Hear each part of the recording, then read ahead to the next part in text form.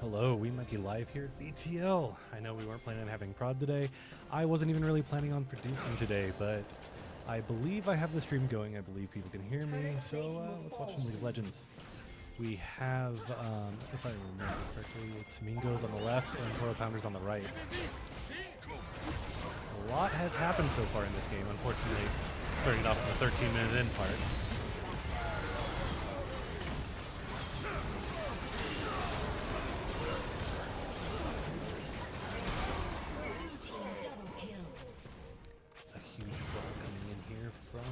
Mingos. They've been doing this all game, just actively just fighting all the time. The Mingos you've known to love. But things should hopefully slow down a little bit here.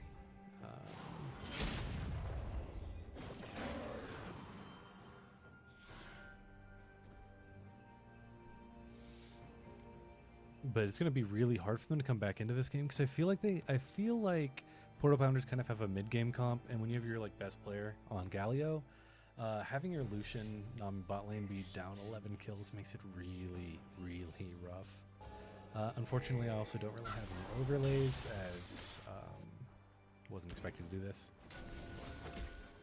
No co-casters as well. Maybe somebody will hop on.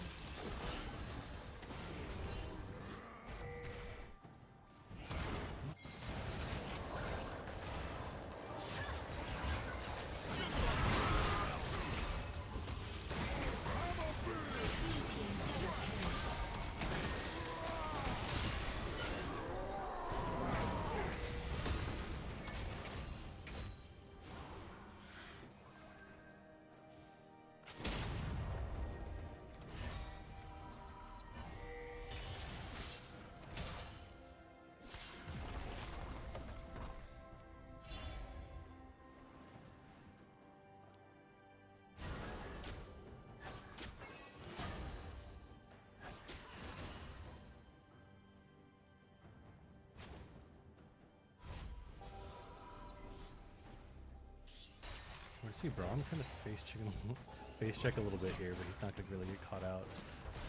As you can tell, Mingos are going to play very fast and loose, kind of, with their gold lead. They've been pretty much winning all the skirmishes so far. So at this point, they're just trying to look for picks in the jungle with their Braum and Syndra.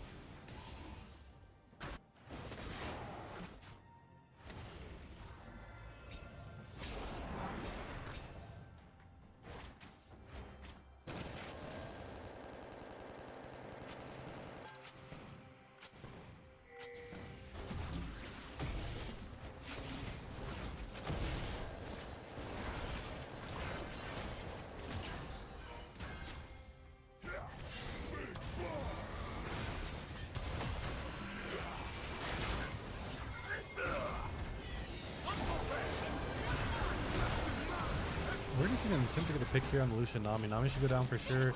Lucian is going to be not far behind, but we are going to see red team slowly start to collapse on this. They're not going to really be able to go in too much more, though, with the positioning. They were able to grab the Syndra, but I mean, this Lucian Nami lane is just getting absolutely brutalized this game.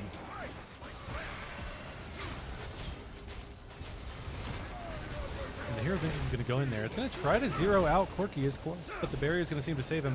The Braum passive also getting hit as well, and then Corki's still able to live. He's now 10-1-7, just absolutely strung out of this world.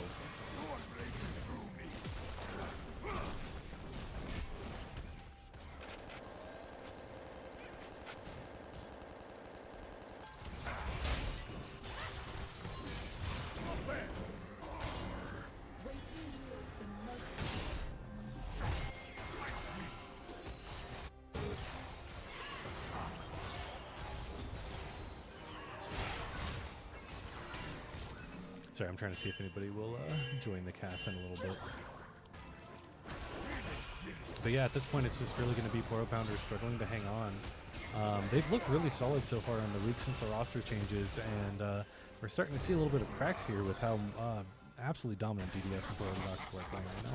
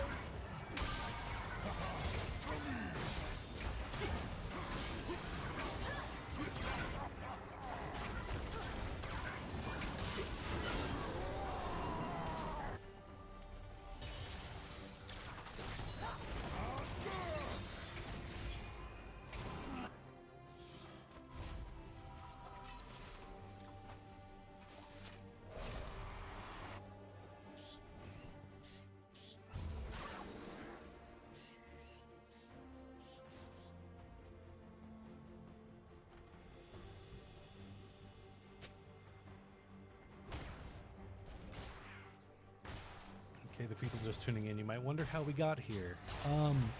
A lot of it is through this guy, and don't forget Paradoxical, the sub coming in here for Mingos. They were really strong. I don't know where that sound came from. That's me. Okay. What up, Stevie? Well, I won't be here for. I'll see how long I'm here for, but Probably till the end of this game at least. It shouldn't take too long. Seems like Wild. Mingos have done absolutely wild in the bot lane from what you can tell. Can I? Have I? I have not been watching BTL.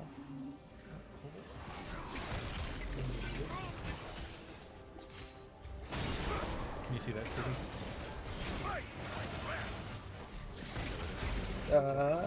déjame ver.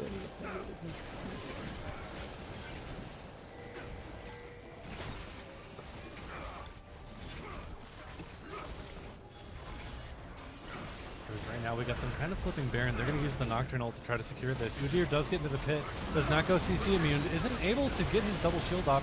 He hits it once, he hits it twice, it goes down. Nocturne manages to go ahead and secure the Baron. They're just quickly running through Poro Pounders right now. And honestly, there's just not much left they can do. I think we're just going to see Mingos just pushing through the mid lane and probably end this game. Quite unfortunate, really, and Yeah, I would have streamed this game earlier, but I didn't literally know how to yet. yeah. Hello, hello. It's Peter. Let's see. Oh, it's the late stages of the game.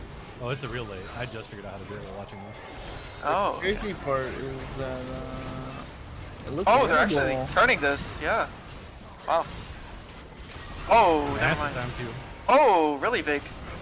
Well, the Galio with I the can't tell zone who's is winning anymore. Oh, wow. And looks like It's red team. Yeah. Poro Pounders would be definitely taking that win there, and with Dragon coming up. Which is really good because it's also Soul, so the fact that they're able to delay the Soul is really massive, along with the Baron pushes. I got a decent amount of shutdowns as well. Really good for them. Seems like Lucian still can't afford a second item though. Oh. Oh, is this dead botting? Oh, I see. Yeah. Well, what can you do? Oh, DDS is actually so ahead. DDS, wow, yeah, 17 to 3. They smashed some lane in bot lane. DDS did. Oh, really? Can we get rid of Lucian Nami, please? I mean, I definitely don't think it's as good as it's been, like, easily. So I'm kind of surprised Hasn't people been still good go in with the that. I like community. things like Nami and Caitlyn and like other Nami lanes, kind of. Nami with AP picks is also really good. Yeah, like Nami and Brand is really, really good. Nami. Like Brand swing. Nami is- Oh, and we're just gonna see the Sion TP away. Oh, gets I the don't think he cancel can off. TP. Yeah, it looks like he's just dead here, unless he Unless can stall unmanned this and long gets enough. Squirtus, but I doubt it, right? Yeah. God, it's the longest fight in Does he get a W? entire world. You know I what's think crazy? he- I guarantee you he survives it. Let's go to this No, fight. no, I let's think he's go. dead. No, let's go to this fight down here. I guarantee Oh my god, actually kills. does he live? You think? Oh, never mind. IQ Island Camille does got kill. it. Camille can reset TP here. This could be a very, very good fight for They that have a side. TP up here. They have a TP up in mid side too for a really good flank. Yeah, Poro Pounders can actually turn this in case if they Yep, get we're the seeing TP in coming time. Yeah. They're gonna have to Lucian stall a also little pull up bit Udyr. though. Oh, that is. Looks like Lucian is just not gonna be able to do enough damage. Oh, they all just got one shot. Damn. Yep. That's so sad. If you're IQ Island right there, you're like, all right, kill the top laner. I've got my flank TP. I'm going in for team. And then everyone's just Team? dead. Yeah. Crazy that the what was it? The 2 and 8 Sindred is just able to one shot the whole bot side. Oh yeah, that QE was massive. Yeah, very, very big play by him. I think that's why I think Syndra's always good in comp, like because like she can always do the turn plays and fake plays like that. Like she Yeah. always feels good if she's at least half decent with him. If it's a good player piloting the Syndra, you always have an angle to be able to 1v9 a fight. You know who else can do that? Vel'Koz. Frozen forever. Vel'Koz. Yeah. TV. Yeah, real. In fact, then you know who also beats Syndra in lane? Cho'Gath. It's true.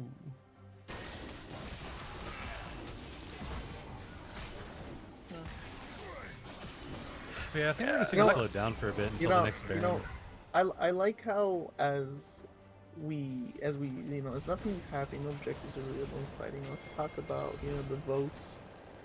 I don't know what we're basing these MVP on, but like I thought the GOAT was supposed to be the GOAT. What is this? 6-6-11, bro. I mean, I don't know, man. This isn't GOAT. This is. what do you want from him? Look at his bot lane. They're enemy bot lane's I need 20 and him 3. to carry his Did, bot lane. did you ever watch SKT with Wolf during a certain year? When they went against No, Crown in the I mid lane? was what? 10 years old Yeah, or we, something? oh, we're gonna see actually a pretty good engage here. Oh, by really, really big. Like, Camille. If they can get the Corki here, they can win this fight. But it seems like oh. Is this turnable? Maybe this can actually be a red side win, depending on if Lucian is able to stay alive. they just need to go to Lucian is base. doing decent damage I think he's gonna on the base. backside of going this. to get and autoed, Lucian and- dies though. It's a little bit hard now. They're gonna have to play this very, very slow. Double W coming from the Udyr is giving him enough sustain to be able to actually fight this. If Udyr can get the slow, maybe they could turn the 1-for-1. No, he needs to go for the mini Oh, wave, he I isn't. think.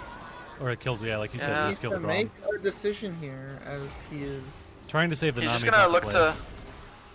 Nice, good stun over here, but I think he's just dead, and I think that is game, maybe. Unless that botting is able to respawn in time.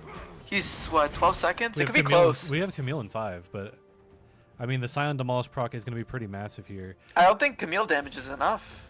You need 2 people, minimum. Oh, yeah, and we're gonna Plus get the TP in TP, from it's Syndra. very hard That's for them his to game. fight. That botting would need to be able to one-shot everyone here, along with Camille, but I don't know if this is possible. Camille looks like he's dead, and that botting just can't do any damage. Go heal. Nope. Oh. Well, actually, Goat is up. I think it's still an eventual end.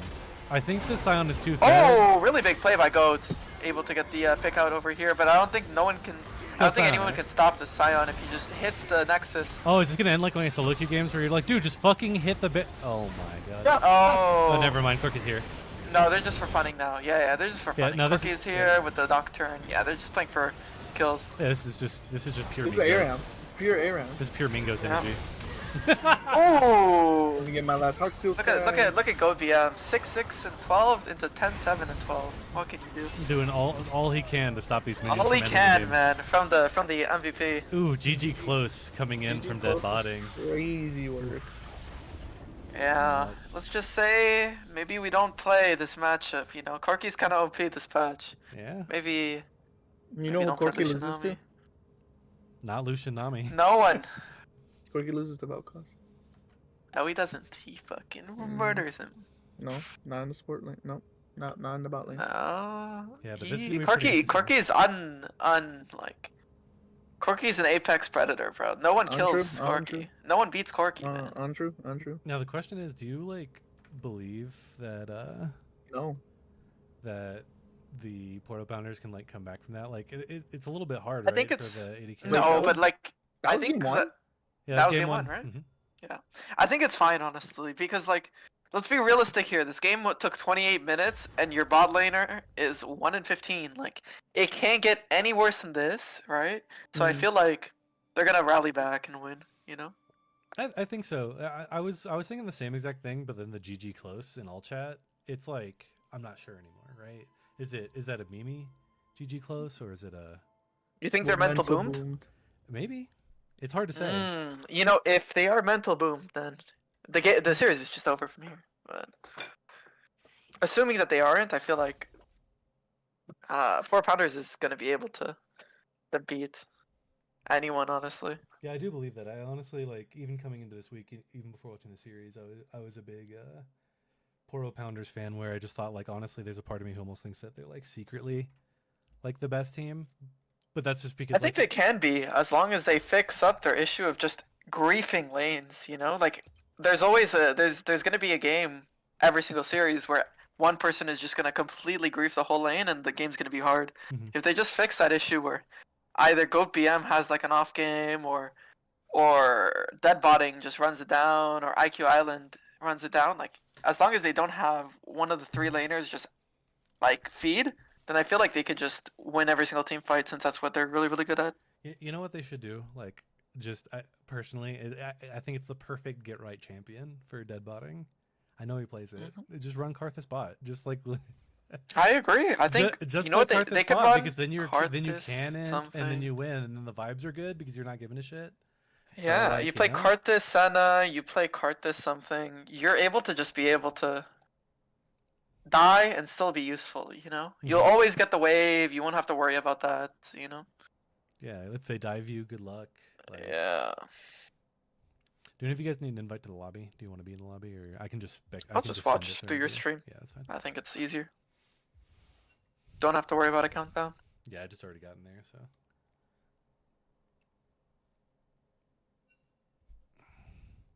But yeah, as far as I know, I think the stream is going okay.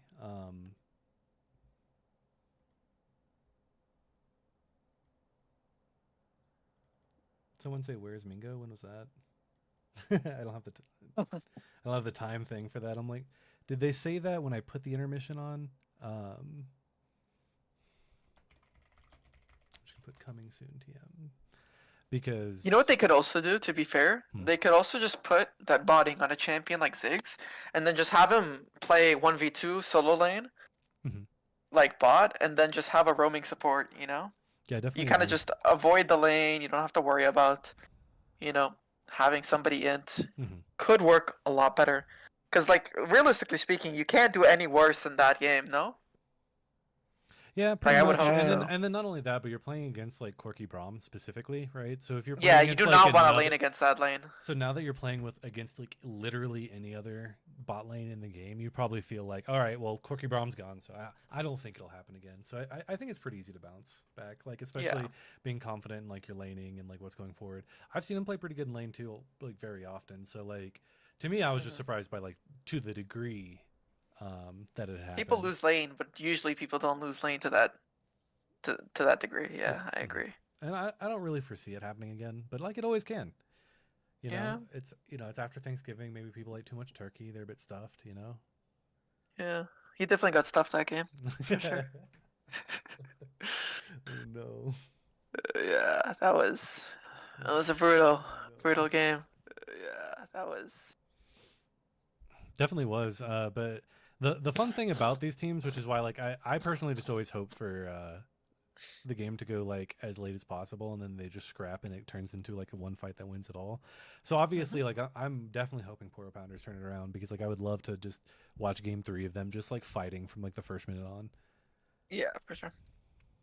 You know, as a player who's played with GoPM a lot and has played with a lot of people from the Poro Pounders team, I feel like they're a team that doesn't really get mental boom too often. Mm-hmm. So I hope this isn't going to be an issue, but I feel like they're just going to be able to bounce back pretty easily. Yeah, Like I don't think it'll get to anyone. yeah, definitely agree. And then and then like every team has a chance in the gauntlet and everything. So it's really like the playoffs that matter. Hmm. And then even if they do get mental boom, they have a full as sub roster, so you just swap the whole team out. Real. Do they have a fulfilled roster or how No, how does They're that work? missing one sub. Oh yeah. They have all 4 sub slots out of 5 filled. I think that's their new team though. Out of curiosity, who's on that? Who's in the Dead sub? Botting is subbed in. Because Dead Bunny's been Oh their AD carry for the last few weeks.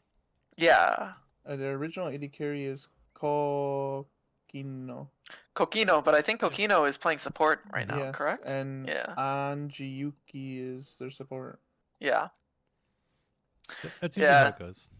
This this group of people you like really likes to kind of experiment with their team. So you know, if I'm not mistaken, they also changed a lot of the way that they played and their whole team dynamic since the like comparatively speaking from week 1 as well. No, Mm-hmm. because if I'm not mistaken, Sultan wasn't or like Crawl wasn't their jungler originally. No. Yep, they have a new jungler. He's their new jungler. Yeah, new jungler. Like they're more than willing to change up people. Mm-hmm. Yeah. And honestly, I think this new look Poro is like even if you have a bad game against the Mingos, like the Mingos are just really, really, really good at Fiestas, and they beat you with experience. So it's like, Yeah. so you always have to be You're really kind of careful playing about that. to their advantages, you know. You kind of want to play a slow game, kind of like how T1 does it, where they kind of like choke you out of resources. They don't really allow you to play the game. They what is it called?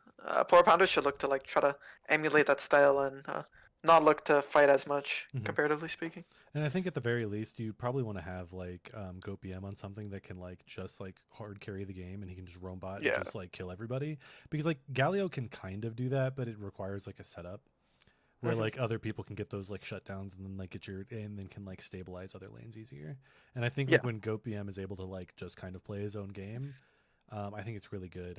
I'm not a big fan of him on farming picks. Like I think it's perfectly fine to have farming picks, but I think like with the way the team plays, like especially if they're down, I think that's just when you want to play something that gives him a lot of agency. Yeah, I think you should probably be more on like an Acel type of champion, Mm-hmm. or like a champion that just does damage. Yeah, no. Right now, currently, I'll go ahead and show you the draft of last game. Wait, did they ban Acel out of curiosity? Yep. Game 1? Yeah, that makes sense. I would not want to play against Go PM's Acel. I think wait, let's see. They banned Acel. Oh, wait, this is actually still. I think Goat still has a decent amount of champions that he could choose from. I don't think saving his pick to 4-5 I think is a mistake, honestly. I think he should just like slam a champion that does damage, you know? Like Victor I think is also gonna be fine in this situation where if you're gonna play a game where there's gonna be a lot of fighting and a lot of kills and assists, Victor can like really snowball ahead by getting a lot of his stacks and getting his upgrades early. I definitely agree. Yeah. Or you can even play a champion that I've seen him be very comfortable on, such as Sintra. You try to take it away 1-2 is another option. But yeah. Let me see if I can get. Because something like Syndra doesn't have a real strong counter picks. Like there are like even matchups, but there isn't really a champion that can just hard destroy her in lane. As long as you're good enough to play her.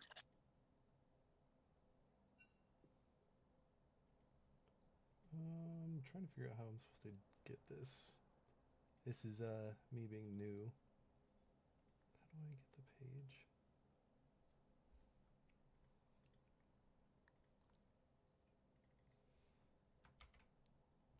Damn. What did you do to the stream, bro? I don't know what I'm doing to the stream. I'm learning. Mm-hmm.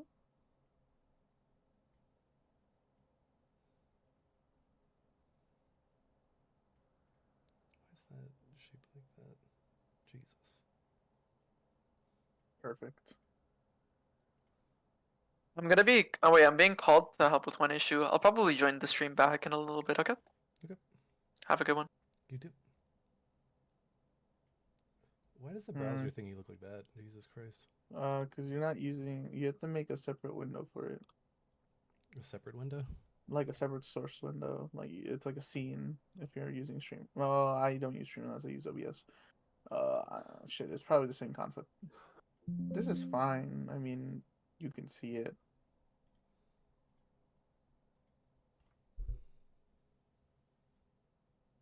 Wait, hold on.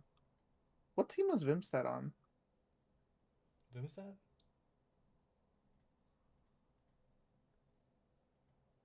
I have the doc pulled up. What am I looking for? When is his game? His game is tomorrow, right? I believe so. All right. Remember what we're holding him to. Oh yeah, true. Mm-hmm. While we get this technical difficulty down, Vimstat, I'm calling you out. I hope your angles are there.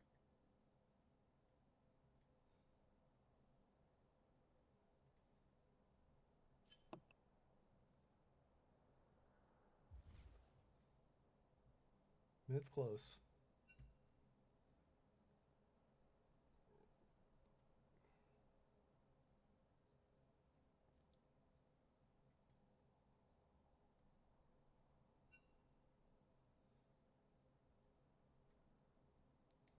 See, this is where something I would have prepped offline if I could have. Yeah, had you known. Had I known. But we are going to see draft start here. Yeah, we'll Let's go see ahead some and remove that. Yeah.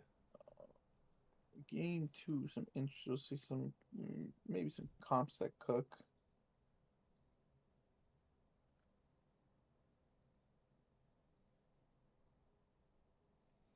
Could see the slow bands. I usually always expect people to just go ahead and go through with the same bands. Because most people, especially like if you win, why change it, right? Unless you have a specific thing cooked up for game 2. And you want the champion. But like otherwise, it's like generally stick to the same picks. Usually, it'd be more on the Portal Pounders who are now blue side to change it up a bit. I think so far it is looking roughly the same. I can check it real quick by just boop. We're gonna see that they did Viego, Kog'Maw, Caitlyn last time, and we're gonna instead see the Kog'Maw Skarner coming through here.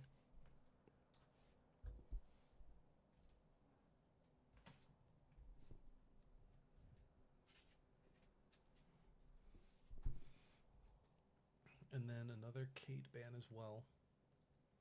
And I mean, I'm not surprised, especially like when your bot lane kind of just got pounded like last game. You're gonna probably swap. You know, you're probably not gonna want that. And then we're gonna see the Karthus ban coming out here, which is like I think really good because I think Karthus is a great comeback champion for like if you had a rough bot lane.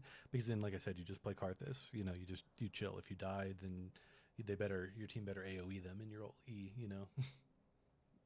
I It's not think your- a it's not couple your of fault, secrets may have been spilled during the intermission we had. I don't think it's really a secret. It's just if you look at the match history. Well, we're locking in Ziggs. Wow.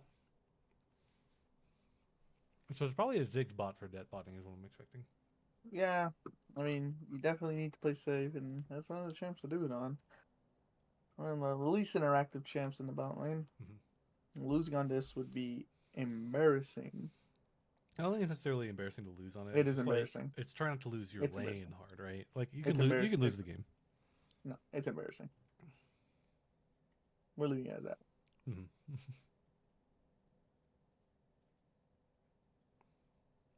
Now Lazeri.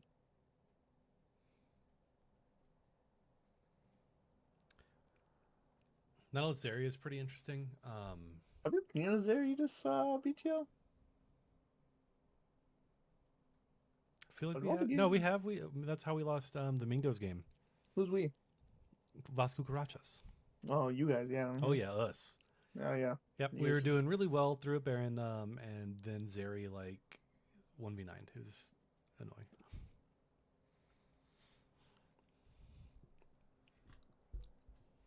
So I do believe in Mingo Zeri. I think so far pretty much I think they pulled it out. I guess the last 2 weeks in a row, Mhm. and I mean DDS is just an amazing Zeri, like absolutely nuts. And considering he just popped off last game on Corki, he's probably feeling himself in what's been probably his best performing BTL champion. Like,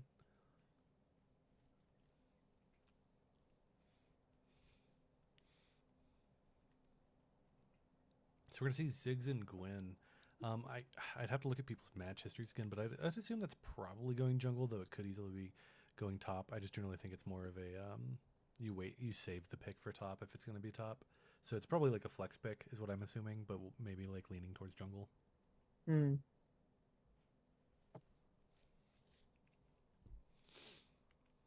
And then you get, of course, you get the Maokai for the Zeri as well, getting more peel, getting more disengage, and can also engage and just be a tanky frontliner. Like honestly, with the way DDS plays Zeri, you can just defend him and you'll be good to go.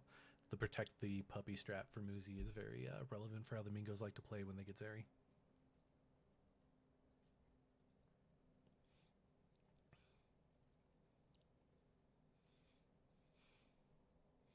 So it's going to be interesting because here you'd actually expect GoPM to be playing an AD pick then, right? Because you've got a Ziggs, you've got a Gwyn, you have a Karma. I'm kind of surprised that Mingos are banning LeBlanc because I feel like LeBlanc, after you choose that much AP, is not it. Still, I mean, he might be one of his better carry champs.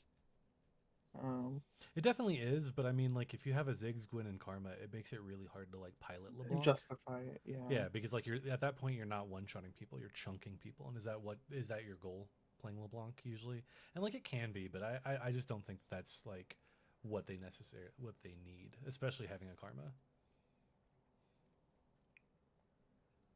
I see an Akshan ban, them finding out one of the ADs they definitely don't want him to play. And Bessa being banned as well, I'm assuming, from TJ. Because I'm assuming we're going to see this Mal. Well, it could be jungle. Obviously, I didn't scout these teams this week.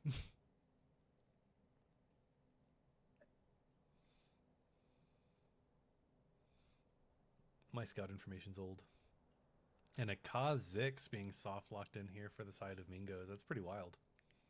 He definitely has the CC for it and the consistent damage elsewhere, but they're going to go with the safer pick of Jarvan. We'll see Maokai going into the top lane. They're trying to save their mid for counter pick. That way, GoPM can't get as good of a pick. I expect him to play something like Yone. I think they're going to pick something like Yone. I don't see Yasuo. Already not enough knockups. I would say like Yone could play Talon. They're getting a Shin here. At this point, you have to go AD. Like, absolutely, GoPM has to be on an AD pick here. They have to have some kind of heavy AD pick here. And it is the Yone sounds like a solid pick, yeah. Yep, you've got the Shen, you've got the Karma to go balance him up, then you've got the Gwen and Yone slice and dicing with the Ziggs layered on top, keeping a safe lane. So it pretty much seems like what they're going to do is they're going to try to be like kind of non-interactive, I think, in the Ziggs Karma lane, just poke them out, keep Zeri down, make sure she can kind of not get as much farm. Then you just kind of want to run a little bit wild post 6 with Gwen, Yone, Shen, just kind of like trying to skirmish, try to fight the best you can. And meanwhile, we're going to see a more standard comp from Mingos. Like a very standard comp. Got your tank top. You got your heavy damage AD carry, your engaged bruiser. You've got your Nautilus. Engage jungle. It's just, all the consistent picks that to expect from just like a suit. It's kind of funny because Mingos usually does like really like hyper spicy things. This is as standard as it gets. Yeah, this is the super standard. This is probably one of the most standard comps. But I mean, like when you've watched DDS on Zeri like week in and week out, like I don't blame them for going standard. Like it'll feel Mingosy enough if he pops off like the way he has been. Yeah. Mm-hmm. Yeah, close this game out and go get to bed early. All right, man.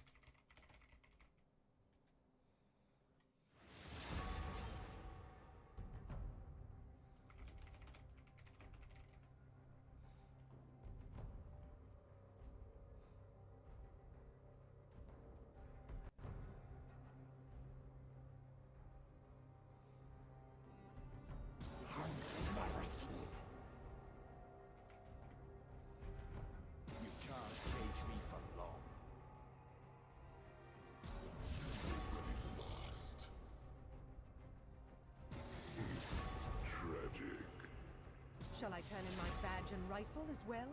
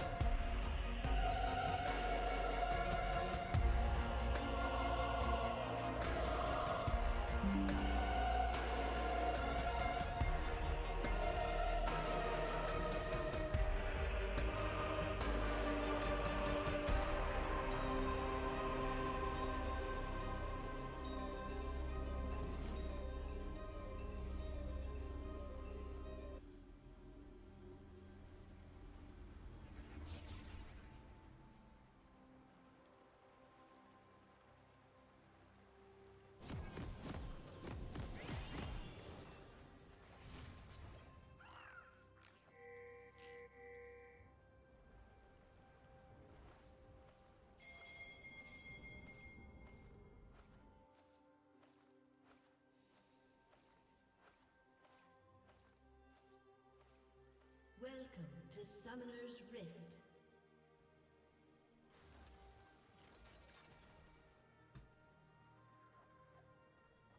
"30 seconds until minions spawn."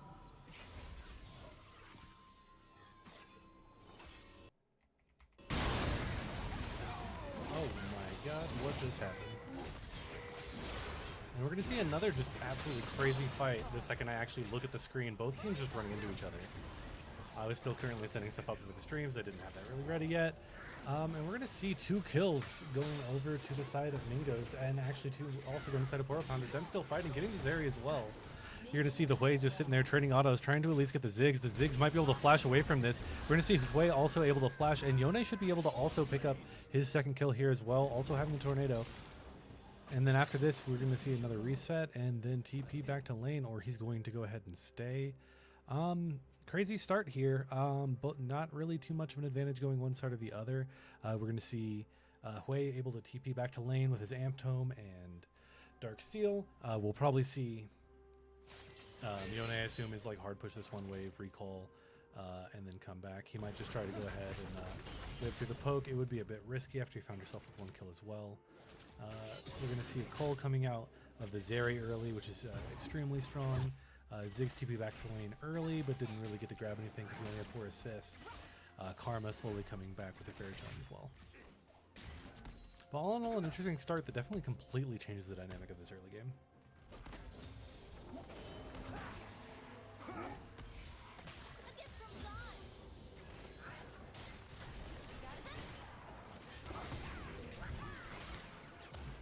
We're going to see them trade very heavily on Karma, who just came back level 1. They're still level 2, but we're still seeing Poro Pounders just constantly trade autos back and forth. And it's very risky when you don't even have your second level yet. Karma should be getting it shortly as well. And we're going to see them hopefully try to poke their way back out of this.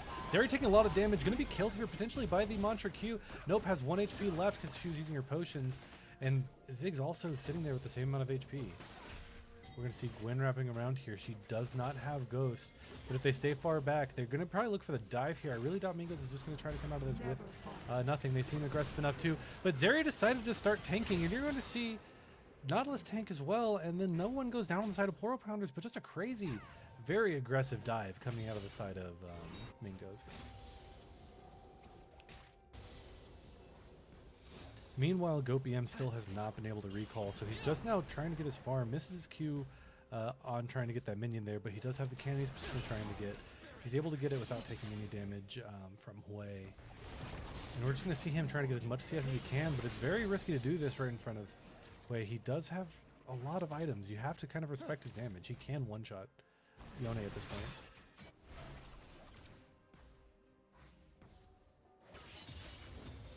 But GoPM is going to stay here trying to get as much farm as he can before he recalls. From what I can tell, he could be trying to get his Berserker Greaves on first back, but we're going to see a counter gank coming out here. And there should be going in on the Gwen, but the Gwen's going to turn onto the Hui. They're not going to be able to knock her up. GoPM is going to be able to do a good bit of damage here to the Jarvan, knock him out as Gwen gets the kill. Almost took a turret shot.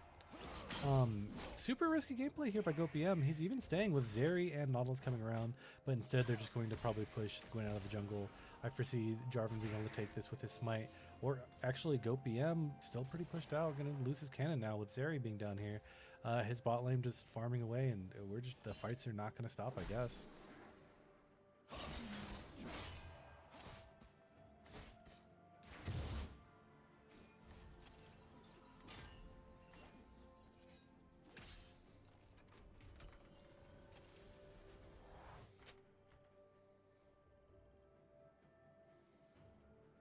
I will look into that title change.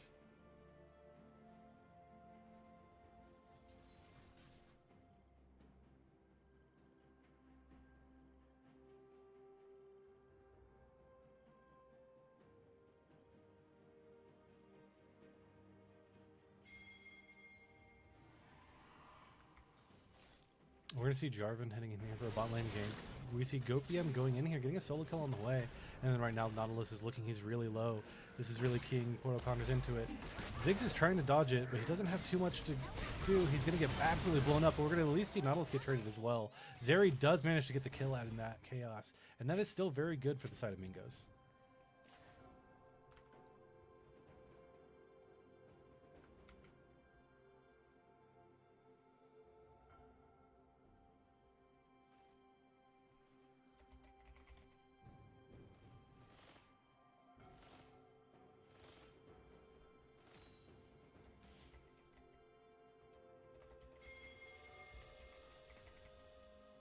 Killing spree.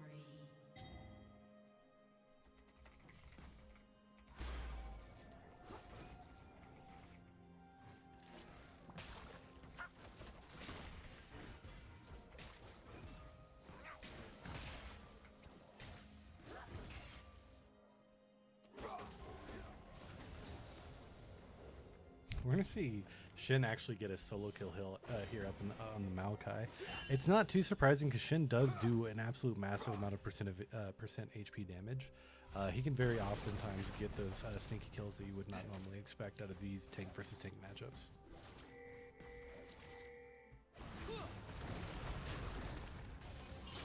We're gonna see GoatBM looking to go in again on Hui here. I think he's just gonna be able to get a good chunk out and then have to go back. Hui trading back relatively well as well, and then we're going to see another fight down here. Ziggs is seeming to be caught out, but is able to get the satchel charge off. A huge chunk going down there, and if Ziggs had ult, that could have been really bad for Zeri, but she does still have barrier. And she's still... Oh, we're going to see a flash forward. Both barriers coming through, both supports getting the kills on both carries. And again, we're already seeing trades happen in the top lane. Shin doing the same thing he did before, chunking the Maokai, but the Maokai is able to stop the Q from going through, except he was not able to.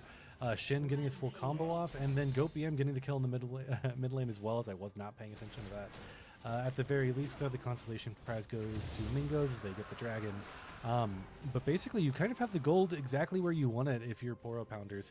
You have the extremely strong Gwyn right now, who's got a massive gold lead over Jarvan, as well as the Yone lead on Hui. Here's a good look at the items. I just realized I had that on the gold value this whole time. But so far, we don't really see the item completion, the item breakpoints that you'd want to see out of Gwyn and Yone quite yet. So they are definitely scaling to what they want to be, but you still have to keep an eye out for the Zeri because they don't have a really good point-and-click CC. They will definitely have to just blow her up with damage. Another trade on in the mid lane. GoatBM chunking the mid lane heavily. We're going to see him go down again. Jarvan's going to come in a little bit late here. I don't think that there's a chance that he can kill GoatBM with the items that he has. Another fight happening down to the bot lane. Zeri's going to be able to get out, but I don't think Nautilus will be able to get out here, just immediately getting another kill over to Crawl.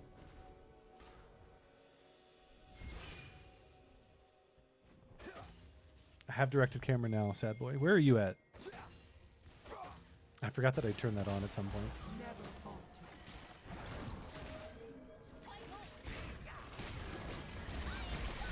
We're going to see Zeri trying to 2v1 here, with Ziggs getting him with the central part of it, and Zeri's going to go down, not getting a single kill out of that, as we see another skirmish in the top lane.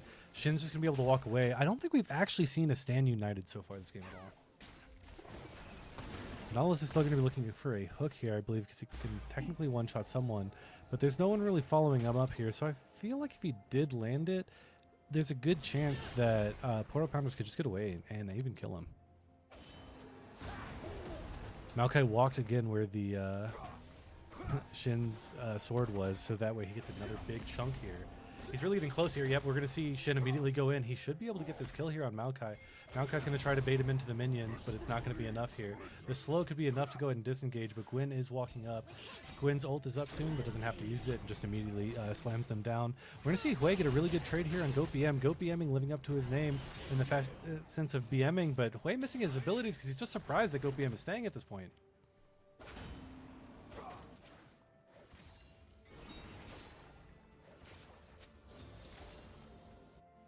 And we'll probably see another fight here in the bot lane. Hui is definitely going to keep going for these snipes, but the second that you see Deadbotting take a step out of hand, and we're going to see the Shin ult come through here, they're not able to get too much out of this, the flash not really being there, nor the ult. So instead, the Shin ult's going to be used for kind of nothing. Almost got traded by onto the Hui. Hui's going to end up getting the kill here, but Jarvan goes in a little too late. Should get another chunk here, I think, and then we're going to see another engage in the bot lane, just immediately going forward with a Zeri ult. This should easily be a 2 kills over going over to Zeri.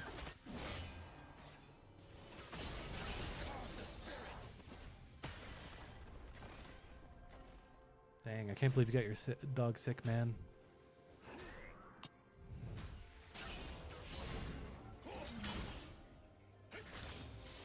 You'd probably be sick after this game if you had to cast it, remembering how you cast the other game I was with you. These fights have been pretty constant. It's like 10 minutes in, you know, 25 deaths. It's the dream.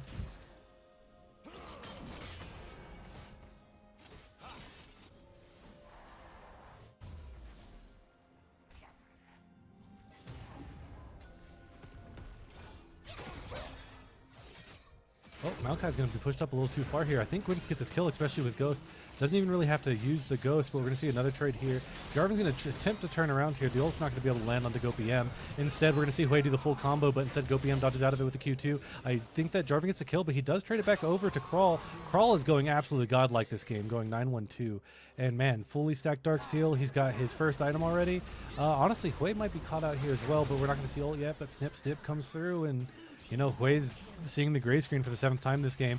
Zeri coming over the wall, going against dead botting. I think that Satchel Charge was enough to go ahead and stop him from going in, but I might have been wrong here as he's just using the barrier but getting killed. Nautilus is going to look for a hook here and then try to get some revenge for his poor carry, but that's not going to seem to happen. This game's just so far coming up Poro Pounders.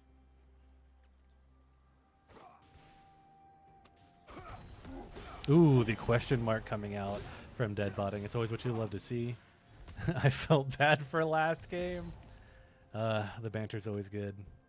But right now we can see Mingos has a lot of control over this Baron pit, but I think that we've seen that Poro Pounders would prefer to go ahead and get the 6 scrubs. It makes sense when you have the Gwen and the Yone like this. You also have a Ziggs. You can basically just take all the turrets in the world and be ahead in gold the whole game. Especially when you probably feel like you can do these team fights better later on and then get the 3rd or 4th dragon. Dang. We're going to see a lot of trash talk coming out of this bot lane. Trading is with as many words as they have so far at fights. And so far the neutral objectives are traded over. We're going to see a couple more trades here in the top lane. I don't think too many things eventful will come out of this. I think it's just going to be relatively similar tank poking. They're definitely testing each other though, and with the positioning, we could see somebody die here soon. The Maokai is definitely feeling itself. Nautilus also starting to fish for hooks down here in the bot lane. So far though, it seems like instead Ziggs is safely typing away. Oh, and we're going to see another kill from GoPM going over onto D'Arizona. But a great hook is coming on from this Nautilus. This should be Ziggs going down here. He does get the Satchel Charge out. He could end up living. Zeri goes over the wall to live herself, but we will see Nautilus going down for their sins and almost gets out, but the Smite catches it. The Maokai ult almost just barely gets onto GoPM after he almost kills the jungler in the mid lane. But the Maokai with his ult also doesn't come through far enough to be able to catch him. But Ghost PM immediately goes through with the Shin ult. The fights haven't stopped here. This should be an easy taunt, should be an easy kill. Ghost PM is now 7-1-4. And then with Ziggs and the 6 Void Grubs, this will be the first turret, also coming down in the mid lane. There's not enough time to get plates elsewhere, but we should see the Ziggs reset to mid lane. The mid lane will also be short to fall. But Ghost PM still definitely pushing his lead as far as possible. Surprising that he's only died one time. Definitely playing this game on like a nice edge.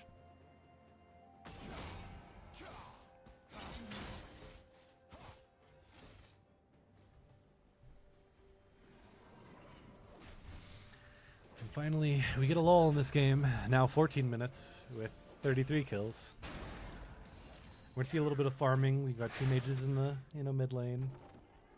Maybe no more solo kills here in the top lane. They will keep trading though, but now it seems that they're at the state where it's going to be mostly slaps, Heartsteel procs trying to grow in power. We could see something here interesting in the bot lane. We have Hui coming down. Zeri, Nautilus were positioning pretty aggressively, but looks like nothing's going to come out of it. Zeri with a reset. Knowing this, both teams are going to kind of try to get vision, push out some waves. Hui will go bot lane with his TP, and I think we'll probably start seeing something around this Herald if things hold true for how these teams have played the game so far.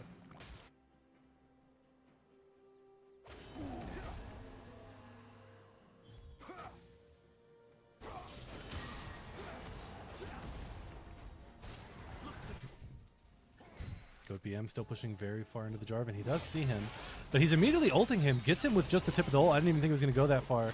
He seems to perfectly content just trading with them. He's starting to go forward with this E. Does not get feared. He's able to just walk up into Hui's face. I think he's going to get the kill here. Snap back was not quite enough damage. There was a bit of a trade in the mid lane. I didn't see really what happened. It's just going to be a hook with another hook immediately landing. We're going to see the ult coming through, the Zeri ult coming through, but does enough damage really able to go through there, and it doesn't really seem like it just gets close. A flash through with the Zeri, kind of a little int play, but the BM is really going pretty crazy here. Clay talking about the 1000 ping, keeps freezing out. I do believe it because I do see it go all the way up to 227. It could be an exaggeration, but that, no joke, ping spike's hard to even play with. We're going to see it go down to 28-2. Zeri a little bit mad about the tower ramping up, but that was about 5 to 6 shots. I don't think you ever stopped the counter.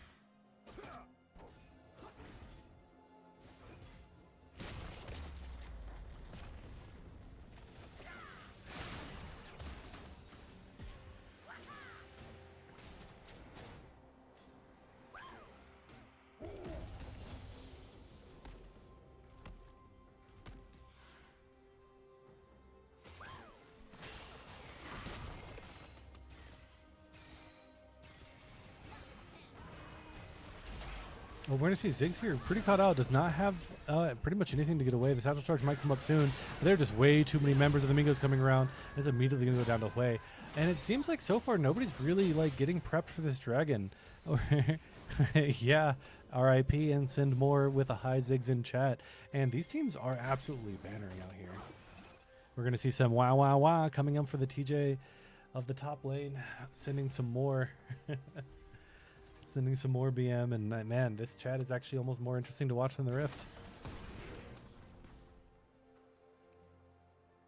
Gwen sitting with you and playing Ziggs and typing is crazy. And honestly, Goat BM just actually hitting them for constant massive amounts of mental damage, it seems like.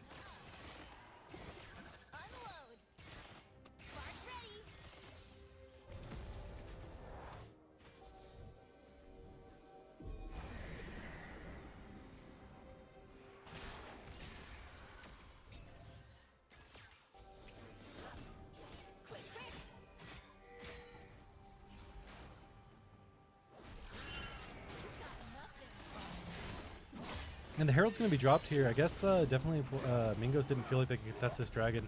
It's super good that the Poro Pounders were able to find one. Basically delays the game by another 10 minutes. If not, just starts the stacking of their own. It does seem like Mingos are going to slowly come towards this direction, or at least a blue buff. And we could see kind of a skirmish here. They should know that Yone is taking this. We're going to see them slowly start to converge on him, but Gwen is already here as well. A TP behind from Maokai. We should see a Shin'O coming in as well. It's going to probably come in over here on GoPM as it does. He immediately kills the Nautilus. We're going to see the Jarvan almost go down as well. The Maokai coming in from behind as the Hui ult is absolutely massive, just completely destroying Poro Pounders. They're going a little bit too far here. Maokai feeling it and basically trying to push him forward. The Q2 was good from GoPM as he's able to kind of get out here. The Shin was still behind Hui. He never even noticed. They're going to slowly get this Maokai as well. Zeri the only one left, and you know, Poro Pounders make out with bandits and get just so many kills there. And man, that was really close with how the Hui was playing. We saw that Zeri almost went down as well, recalling, but instead gets to finish the recall. I think they're trying to fight for this blue buff, but smartly enough, Poro Pounders are going to go ahead and call this off. One thing would really help me if I had the nameplates. I normally hate nameplates, but it makes it so much easier.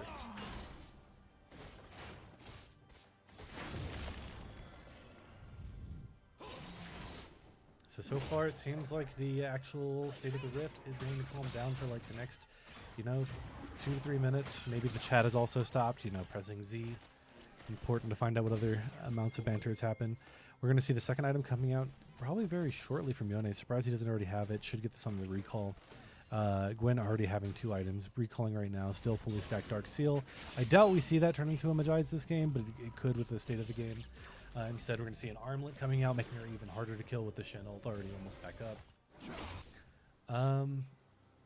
But yeah, it looks like it's pretty much Poro Pounders' game to take. They just need to keep pushing out these side lanes and take these turrets.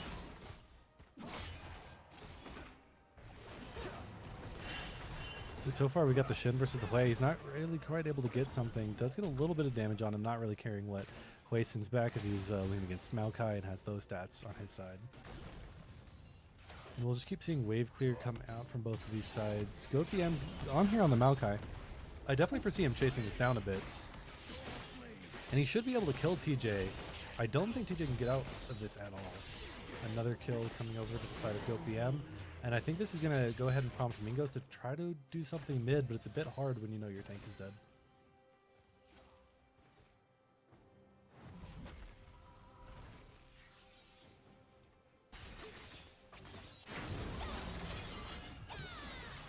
Gwyn just ulting Jarvan out of his own jungle. We're going to see GoatBM take another turret here. I wouldn't be surprised if he tries to go in here. But little does he know, the Zeri's in the wings, except she's going to go ahead and go in first. The Shin ult coming through. We're going to go ahead and see him try to turn around. But he's unable to hit the Zeri at all. The Shin is definitely chunking and beating the crap out of him. The Heartsteel proc coming through. The flash auto going on, but they're going to be able to get the Jarvan on the other side of the map. And man, like, Mingos are just losing everything. This should be probably at least almost an inhib going on their side. You still have the TP coming out from GoatBM. They should be able to, like, theoretically defend this a little bit, but with the amount of minions you have here, you should just be able to have Ziggs kind of wail on this, you know, because Gwyn is also unstoppable. She's not really hitting anyone yet until now she decides to hit the Maokai under the turret. Also going in onto the Nautilus here, going all in for it. The shutdown going to the Nautilus instead. Karma should also come down here with the turret ramp. But we're going to see Ziggs not be able to hit the turret anymore. The minions are dead. Zeri is respawning. And actually, no more turrets going to go to the side of Poro Pounders. A big shutdown coming to the side of Mingos, but not to the target they want.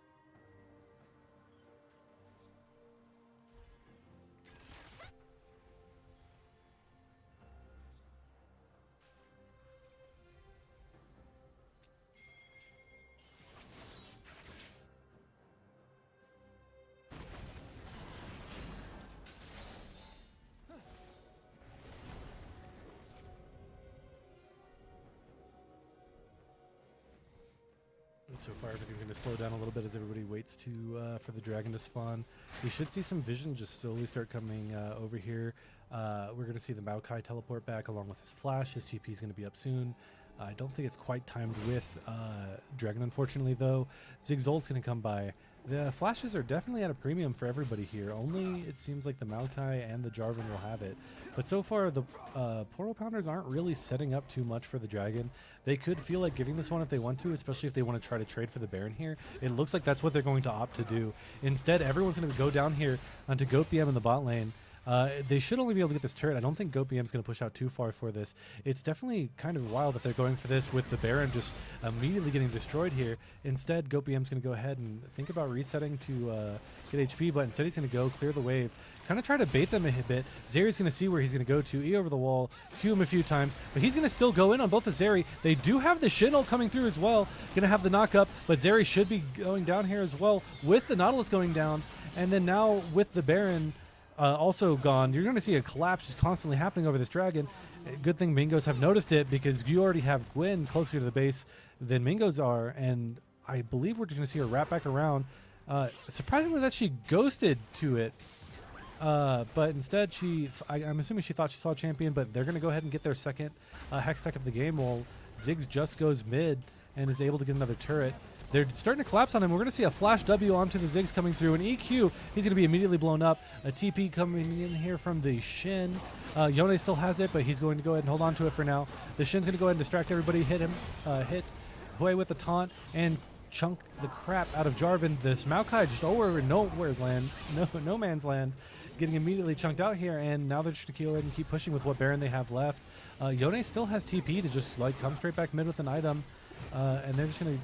We're going to see Mingos just try to wave clear and try to, like, stall this out, but immediately a hook comes through. A GoatBM TP as well. You're also going to see the Gwyn TP, like, ult just immediately rock through everybody.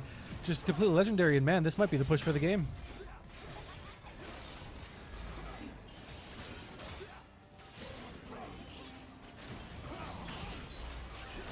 Yep, we're going to see another TP coming in here from the Ziggs. Just going right in the wave. Another legendary kill for GoatBM. 15 kills there in the mid lane, 13 kills in the jungle. And man, you can call that a comeback.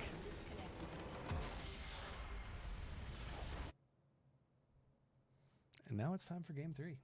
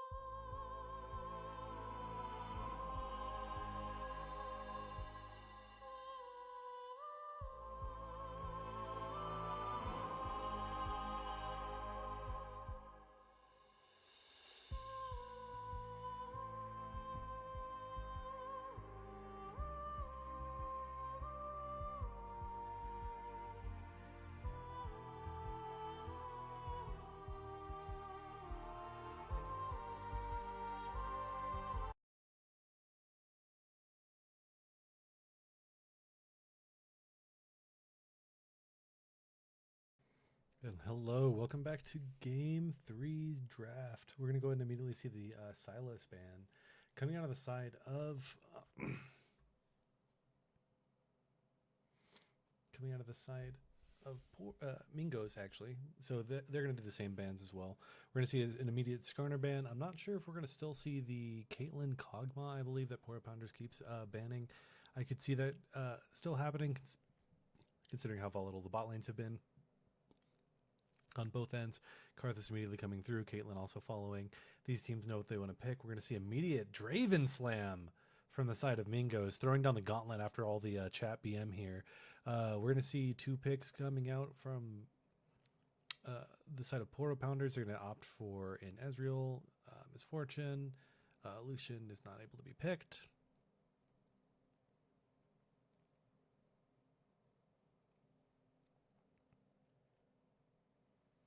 So instead, we're likely to see the Seraphine as time goes down.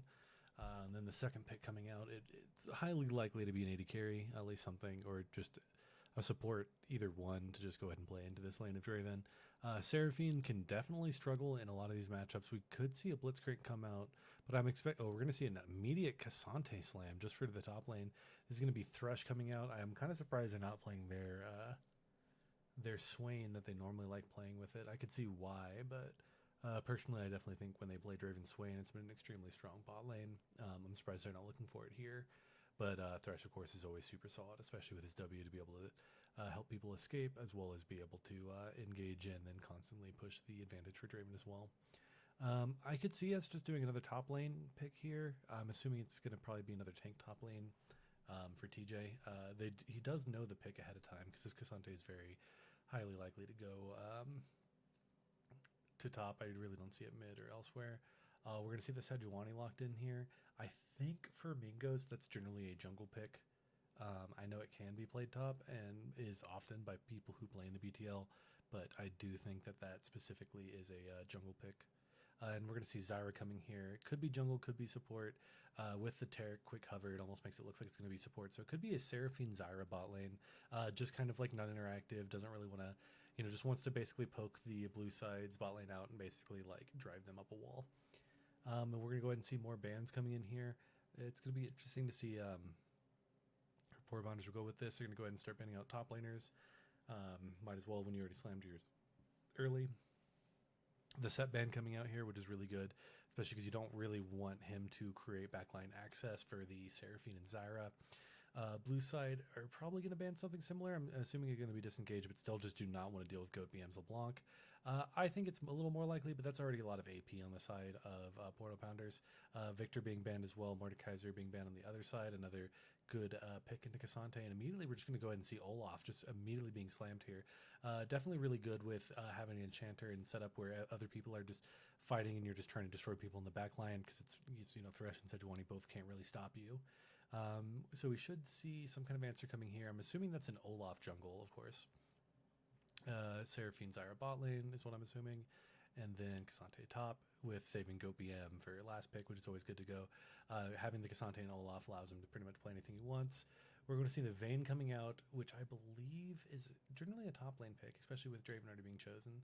And so that is definitely a Sejuani there, Alessandra in the mid lane. And we're going to see a duo carry with a bunch of CC on the side of Mingos, and which kind of means that Olaf has to pick his target. I'm assuming that early on his target's which one's available, and his later target will be Vayne, because Vayne is the one that can potentially screw him up the most.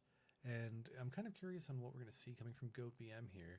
It's going to be fairly standard. Orianna, a great mage to pair up with something like Olaf that basically just incentivizes him to really pop off, which makes sense considering how the mid jungle duo played earlier. You just have the Olaf, Orianna, Seraphine run wild while the Zyra and the Cassante can basically create zones, which is Orianna and Seraphine are also great for. But this is definitely going to be a keep your eye on the Olaf comp.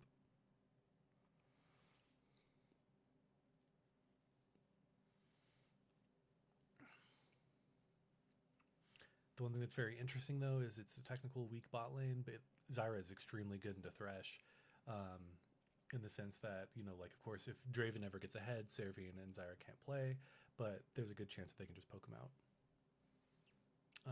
Late game team fights are going to be pretty interesting. There's not like super go buttons beyond like Seraphine ult or Cassante flank or like the Ori ult itself.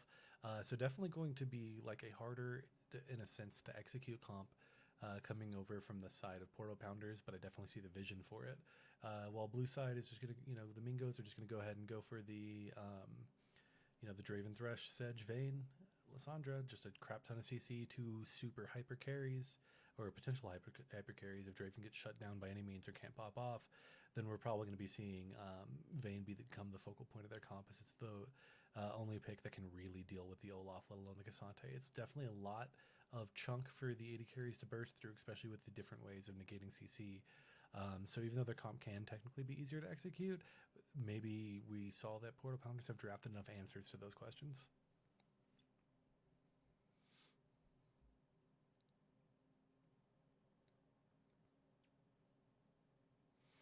So for now, seeing as we have seen the draft, I'm going to go ahead and skip to the client draft since I'm alone. And we will catch you back on the Rift, and we're going to watch this other Clown Fiesta go, and I hope it's as close as possible.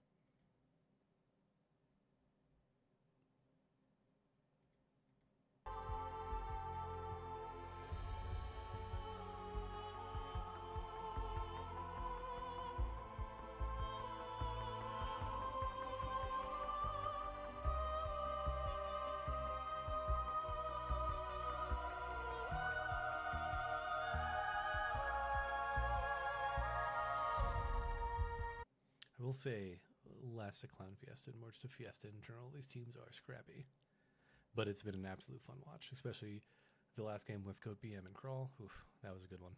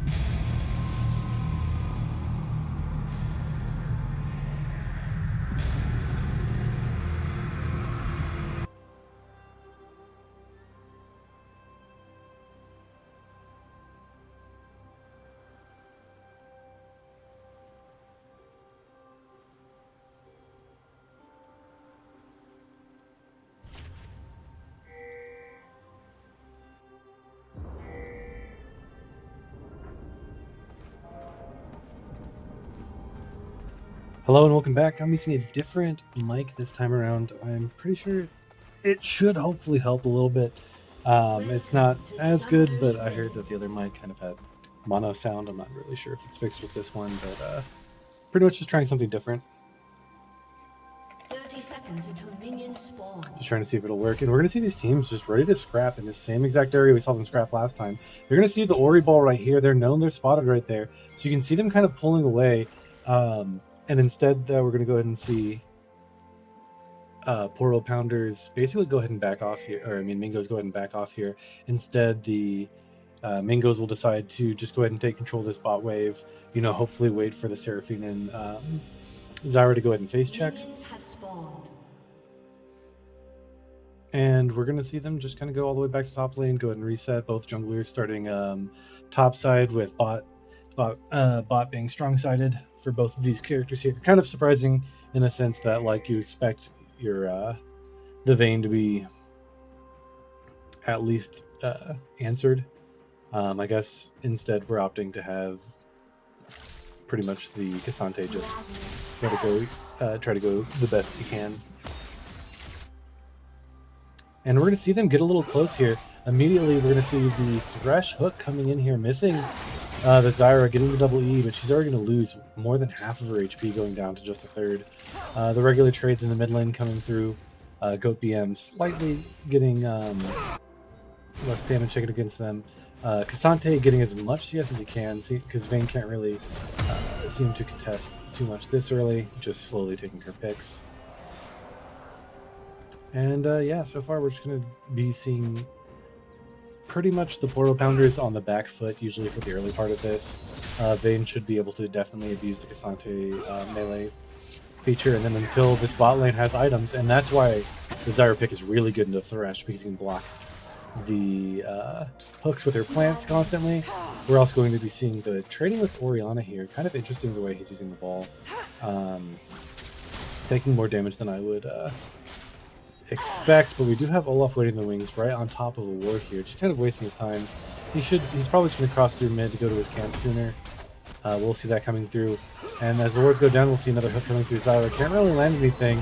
Instead, we're going to get a snare off onto this Thresh. He's going to be taken lower down than the Zyra was the first time. Olaf starting to kind of make his way down here. He should be spotted out by this Thresh as he walks down, but he's not going to quite get there before it's so far. We're going to see Lissandra. Looked like she was starting to win the trades, but instead we're going to be looking for Goat BM, looking for a solo kill here. The flash coming out from the Lissandra saves her life, but Goat BM's going to easily take that advantage. But it might not be done. He's looking to see if he wants to flash W, and he does. He gets the kill, and then with the shield, he's able to go ahead and lift from the minion auto attack damage, and another first blood for Goat BM. As we see Draven getting his cash in here, getting his second cash in as well, and this should be the third coming in. I really doubt she's going to be able to live here, and the third cash in coming to Draven. And at this point, Draven is just massively fed. I'm extremely surprised that we didn't see more BM in the chat. I think it's going to happen now. Oh, as you know, as I said, we see Sejuani just hitting them with a weird. But at this point, it's pretty much unplayable to be around the bot side, just because like Draven is absolutely massive, coming back with a Dirk, 2 more long swords, and he's basically going to be king of this lane as he's going to attempt to run them down. If I'm Sejuani, I'd just keep hard strong siding bot, just constantly ganking them. Right now, with a bunch of summoners being down, it could be a good time. Olaf didn't clear his camps pretty much at all, so he's really behind the curve here.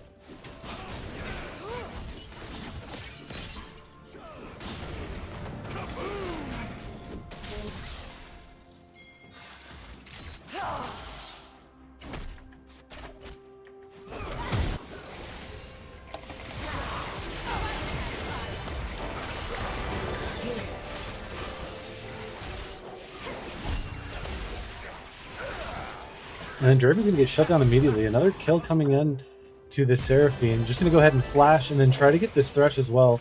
Doesn't have vision, but we should also be able to see the Sejuani able to kill her here. Going to see the passive proc come out, not even the auto. And instead, hopefully Sejuani doesn't touch this wave because this is a really good spot for Draven.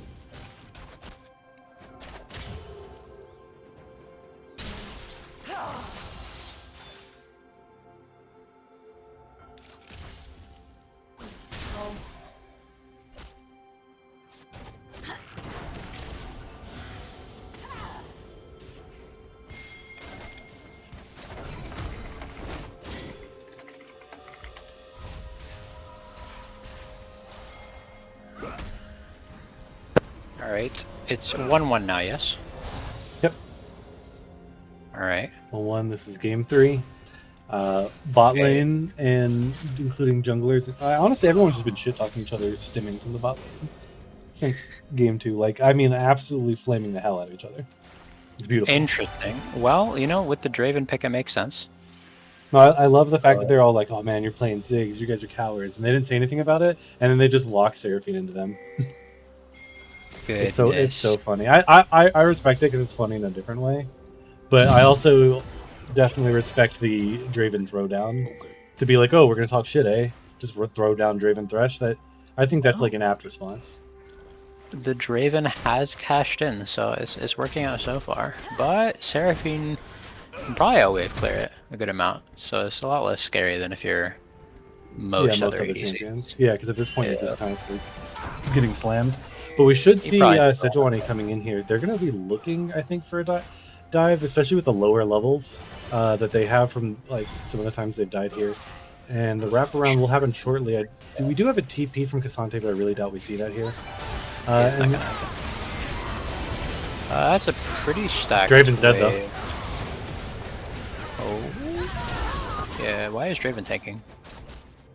That's not what you want. Draven doesn't have time to think about things. Cassante. The Cassante TP did come in. He didn't get anything out of it, though. And then the whiff from the Oriole as well. And then you just got Orianna completely out of position. Vayne just getting a bunch of kills. And, like, see, like, that's the thing. It doesn't matter if you feel like you have better hands than Mingo. If you join them in the Fiesta, they will beat you with experience. That is true. I had a little bit of a stream. Weren't there like 21 kills by like 8 minutes last game? Yeah. That was... Yeah, it was very similar game 1, but like I didn't show it.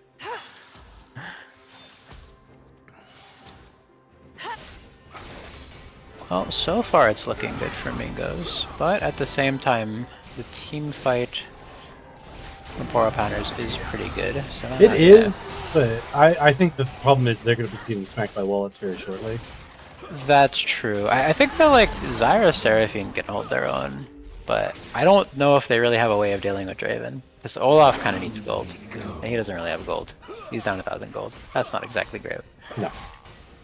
Like, he needs so many items to really come online, and so do they, but, like, you know, at this point, you know, Draven already has 2,000 gold, like, when he recalls. Like, you know what I mean? He's got a 2,000 gold, 2,200 gold on the top lane, and then Go PM, just, like, completely, like, over-pushing there. You're gonna see a bunch of flashes and a bunch of ults coming out. But, you know, he doesn't have an ult or a way to go out. Olaf is going to get here. I don't really think it's in time. We're going to see him go down immediately. But we should be able to see a trade kill, I think, over here on the Sejuani. There should be just one more Q, one more auto. We're going to see a few auto cancels here. Almost take a turret shot. Instead, he's going to start wailing on the Lissandra. Might be able to get a second one if he can pick up his axe. But it doesn't look like it. His W doesn't come up in time, and Lissandra gets a kill, and maybe even a plate. That is unfortunate. I think he canceled an auto there, so if he did, maybe that could differently. Yeah, if he didn't, then that might have gone very differently. And just immediately flash forward on Draven. He does get charmed and kind of hit back. Run here once the root lands, no? Yeah, you definitely do, but at this point, you just can't be that pushed up. I guess. Yeah. Well, I guess the Draven's flashing and it's a bit harder to respond to, but the Draven gets some more gold. Yeah, he just back at this point, it doesn't even matter if he gets gold. Like, he's gonna one-shot you anyways. No, I think it does, because this man's about to be like 3 items. That's true. Okay, well, Olaf picks up. Those are my... No, I wouldn't say my favorite kills as jungler, but I enjoy them. We're going to see Orianna already back down has here. Ulti. I don't really know if she can really do too much without the Olaf. I guess now knowing that she's here, it's the comfort of being able to do it. Yeah, I think with ulti she definitely could have fought. Oh, I definitely agree. I'm hesitant because of Draven games in the past. True. Oh, I see some alt chatting going on. Goodness. This is nothing. This is like nothing.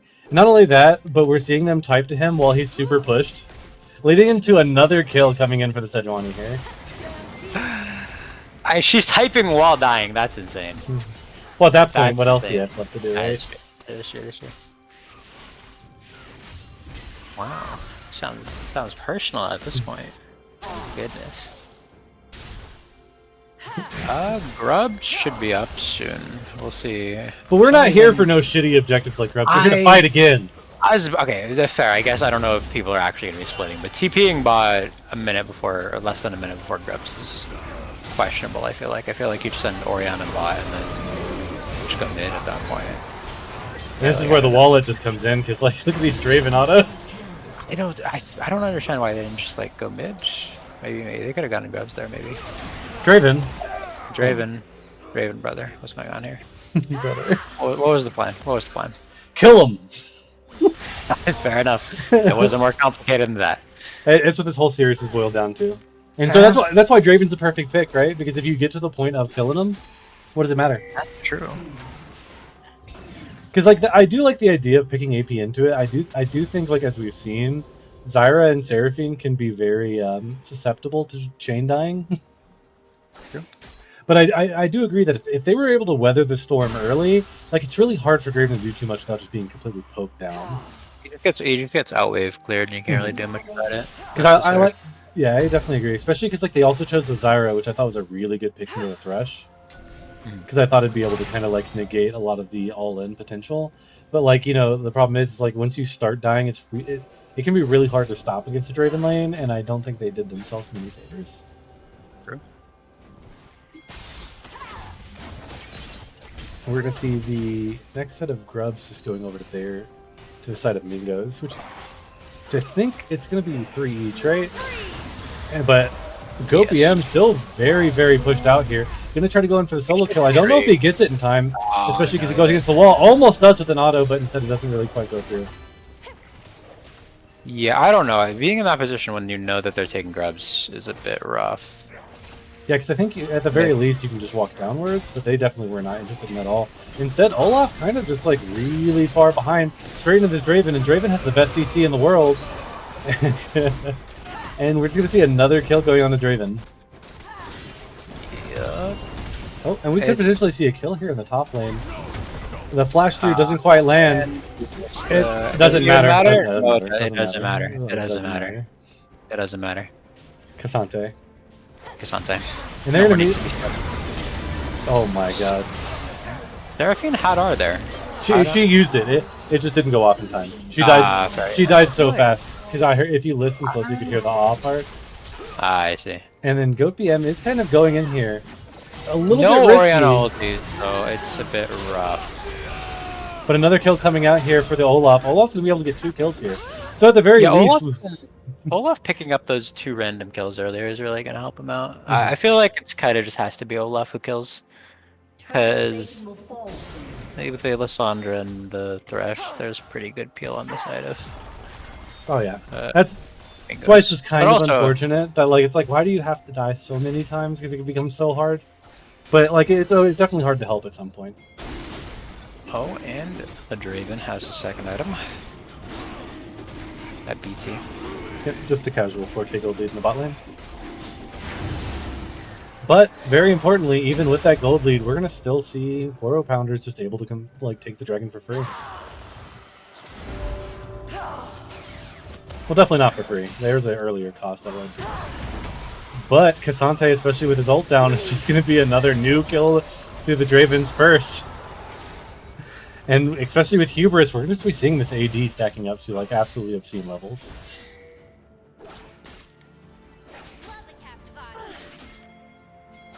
He already has 300 AD. That's a good amount. Yeah, Olaf only has 145. This is going to become like our game last weekend, just running the Silas AP. Yeah. It's okay. He can't get 580 in 20 minutes. Right? It can't be worse. With how this game is going, I wouldn't be too surprised. We're going to see them actually try to contest this. Which I think they kind of can. But they don't have the numbers. But I think they have the cooldown advantage.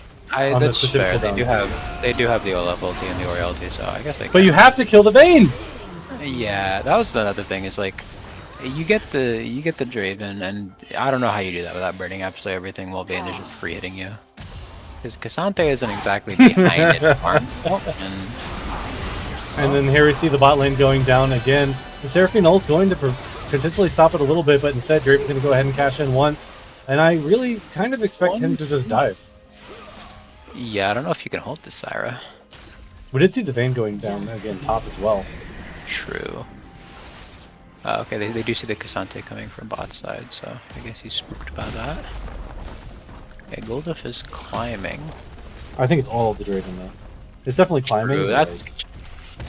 Actually, there's yeah. gold leads everywhere. 'Cause there's 2K, pretty much 18 or 1700 gold lead in the top side. Mid and support are 1400. ahead for Poro here.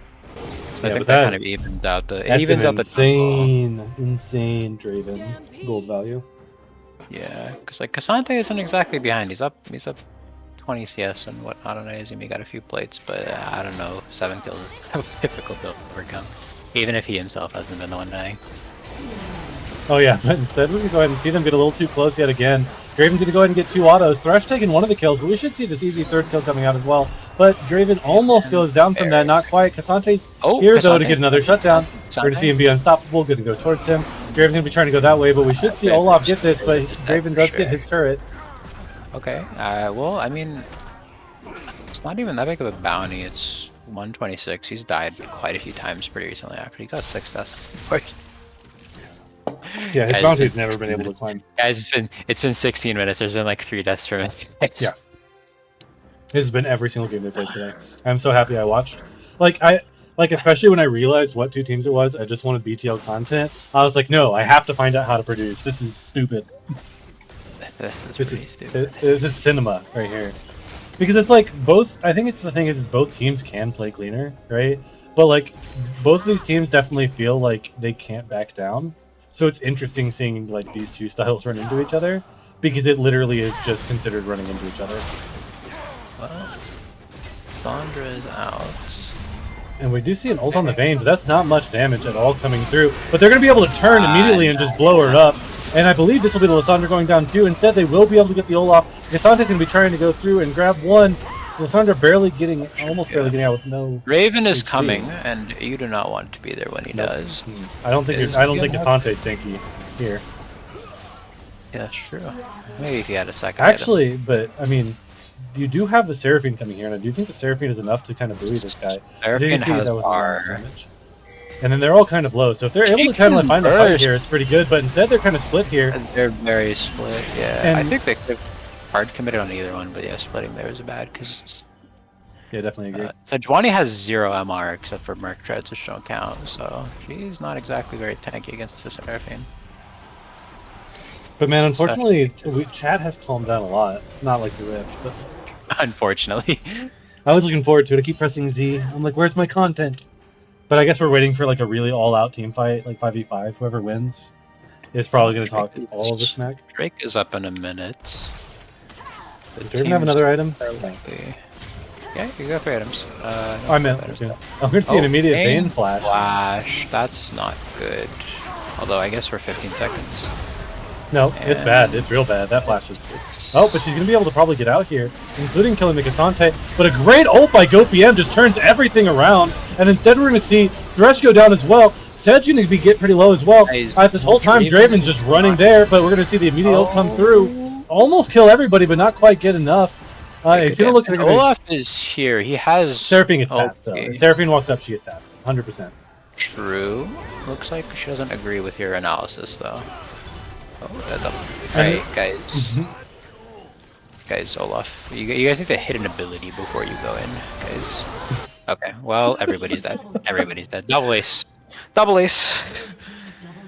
And we're gonna run it back. Alright, what's gonna happen to the Dragon Fight 2.0? Yep, 20 kills, and we got... Except this time, people don't have ultimates. I see Lissandra is coming up. Thresh has ulti. Thresh has ulti. The supports have ultis, but those don't really matter. I think what really matters is Draven not being there. Oh, Zyra. Zyra. What is going on here, guy? You cannot be walking up here. That's a crazy ward to place. I think like the one behind Red Split is already crazy, but like walking to it is nuts. Yeah, going around that corner is the death sentence. But especially because you should know that they died. Oh, we're gonna see a TP, so they are contesting Oriana. They are has R. Oh, but they already didn't even know where they were at. That's wild. Oh, but we're going to see an immediate kill here right out onto Lysandra. Just getting completely blown up. Thresh actually kind of out of position here as well. But instead it's going to be Ori out of position. We're going to be seeing the Sejuani try to get something out of here. The Draven has now arrived. But there is no more Oriole. And we're going to see him actually bring Draven over to the pit, which is not really where you want to bring him. And instead, Vayne also has a good angle as well. And everything's just going absolutely poorly here for Poro Pounders. Yeah, I don't know if it's worth it to Orianna ulti the Lysandra, even if you one-shot her. You're not in a position to... I definitely can kind of agree with that, but I felt like the ulti on Draven was even worse because you just brought him to the rest of his team. The Cassante ulti, I think, was just a bit of a throw. Unfortunately, I could kind of see it if like everybody's there, but I don't know. Your entire enemy team is you just bring him right where he wants to be. It's not what you want. If you ulti him like I don't know off the rafter pit or something, then honestly, even as fed as he is as Cassante, I would rather try to just outplay it in 1v1. Yeah, I think turning it into the 4v5 was a 3v5. Letting him. Yeah, like Seraphine just got out because the Draven ulti missed the second part. So and then you brought him right into Draven. And then he's right there again. And Draven's at blue buff while his team's actually taking Baron. I can't even. And look at that top wave. Oh no, that's so much gold getting lost right now. At least go and catch the top wave if you guys are gonna contest the Baron. Although I don't even know if they know that the Baron's happening. I think they do, but they're tired of venting. They need a quick break. They probably have a vague idea. Yeah. Yeah, they still don't have any tier 1s. I don't know. I feel like when you have this like Seraphine Zyra thing, you just should be trying to play for waves. Yeah, I feel like you lane and Death Ball. Yeah. Like I don't know. I feel like splitting should be an option here. It definitely is with how strong like Cassante is, but like it's hard when you've also got the Vayne. True. But the Ori can definitely always take over Lysandra. Yeah, like Ori can always be Lysandra. Can probably be Vayne too. You could do something like something Cassante against Lysandra. Yeah, these lane assignments are probably like exactly. This is probably exactly what you want. And then just like crash the side waves and then collapse on mid. I don't know why they're death pushing here. They're just running. And this is where the Thresh's positioning was so crucial right there. Which was, you know, I knew they were there and there. I completely didn't pay attention to this, but if I remember correctly, their mid laner last game, Persona, was kind of like lagging a little bit. So I believe they decided to send them bot lane. Yes, send them bot lane. I didn't even realize that until I saw Paradoxical. That's true. Yeah, and this is why the Cassante matchup is like so good, because you can just pretty much do this. And I see the vision for the flash, because like if he gives you the space, you can just get away. But another great flank in here coming from the Thresh, just kind of slowing them down. You're gonna go ahead and see the ult coming in from the Olaf. This could be a dead Thresh, but instead you don't want to go too far with Olaf, especially with your ult timing out. You don't have all of your enchanters with you, and instead we're just gonna see all the carries just running through. But they're not. Which is pretty massive. I'm gonna just do it for the Thresh. I don't think that's really where you want it, but he does at least chunk out the Draven, kind of making him want to stop. It does barely tap. The QW hits, and man, that Sarah will really save that situation. I feel like, even though GoPM was playing it well. Absolutely. But man, that Seraphine ult was fucking nuts. Yeah, I think immediately after the Orianna ulti hit, I think there was either a Seraphine Q or an Ori Q I didn't notice, which just chunked. Yes, that like half HP. Alright, chat is open again. Yeah, I just see that. 200 ping, you die to that. Goodness. Yeah, your positioning. Laugh, laugh, laugh, laugh. Should we end or no? Hello, bro. Should we end or no? How many stacks does Braven have on his hubris? If you die, do you lose them? No. You keep the Champion's Vanquish. I think you keep like the whole gain AD for 90 seconds. I see 18 Vanquish. I think you lose that, yes. But I don't see a number on the item anymore. Fair, yeah. So I don't think you keep the AD, but with the Champion's Vanquish, Yeah, so since getting Hubris, he's killed 18. And that's what, 18 times 2 plus like 15, so... Yep, a very casual 8,000 gold lead, or like 7,000 gold lead in the bot lane. It's okay, I watched Los Ratones come back from 10k. Surely, Poro Pounders can win this. I mean, it definitely helps too that despite like the massive gold lead in the bot lane, that Mingos has not been dragging stacking at all. True, it's 2-1, so they definitely have some time. They're death pushing. I guess that it makes sense to death push more than just to like expose generic vision.